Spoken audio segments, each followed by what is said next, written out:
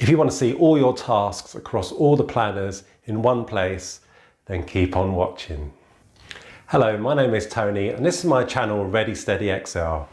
If you want to learn more about these applications here, then by clicking subscribe and hitting the bell will put you on the right track. Recently I did a video on how to create tasks in Microsoft Teams. But what if you want to see all your tasks in one place without having to go into all the different teams and channels? If you're a manager, I'm going to show you a workaround so you can see everyone's tasks within your teams.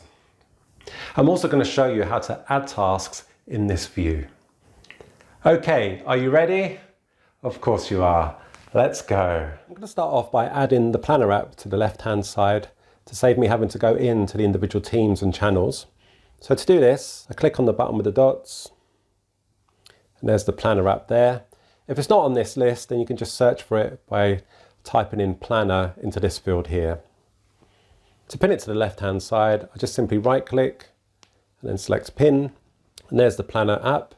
And if I click on it, this will then show me all the tasks that have been assigned to me across all the planners. So here you can see a planner called Key Dates, you've got Matter Planner, you've got Team Actions, Project Planner. So the great thing about this view is that I've got all my tasks in one place. So someone asked me recently, how can I see everyone's tasks?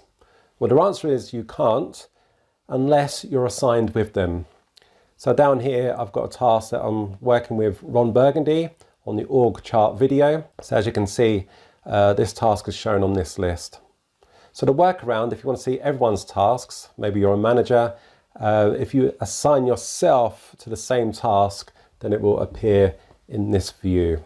It's not ideal, I know, but at least it's something and saves you having to go into the individual teams and channels. Now, if you want to add tasks to this view, you can.